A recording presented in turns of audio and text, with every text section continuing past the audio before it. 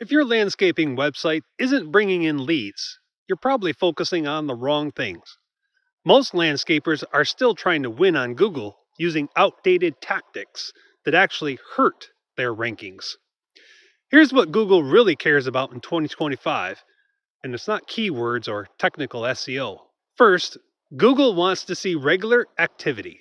A website that hasn't been updated in months looks abandoned to Google.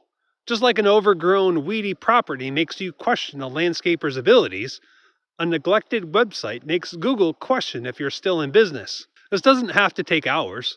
Most of our clients carve out 30 minutes on a Friday to upload a few photos and check off their update for the week. That's literally all it takes.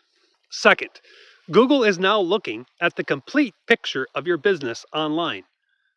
Are your website, Google business profile, and social media accounts are all telling the same story?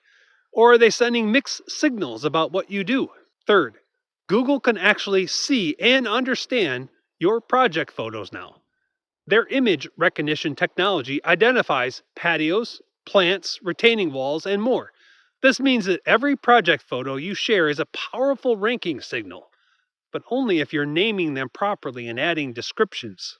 Fourth, Google is measuring how people interact with your site.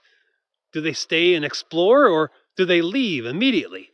This engagement data tells Google more about your site's value than any keyword ever could. One landscaper I worked with started adding one new project and one helpful article to his website each month. And within 90 days, he went from invisible to page one for his main keywords. All because you can do great landscaping doesn't mean people are going to find it if you're not showing it online. Your future self will thank you for building this authority now.